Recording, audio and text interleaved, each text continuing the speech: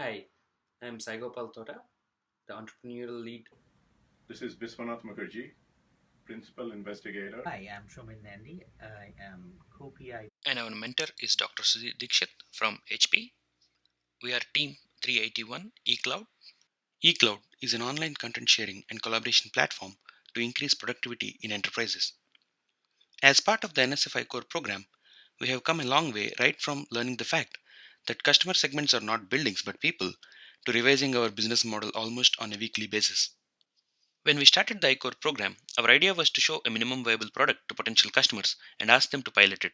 But after the kickoff workshop, we learned to listen more to the problems and needs of customers and customize our business model canvas accordingly. There are three major lessons we learned as part of the NSFI core program. Number one, we started with four customer segments: educational institutions, enterprises, consumers, and conferences.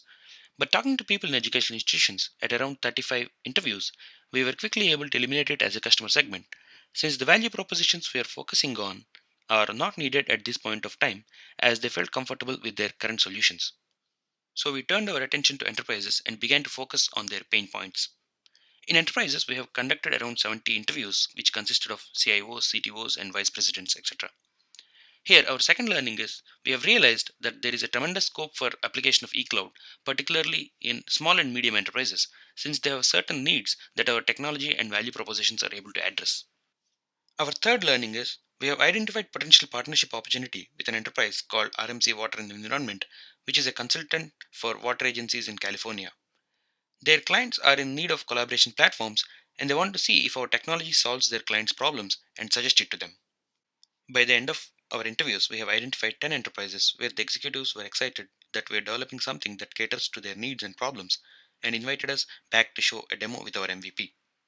Our biggest challenge right now is to convince these enterprises to pilot our solution and eventually become our customers. With the feedback from our interviews, our decision is a go for small and medium enterprises as our immediate customer segment.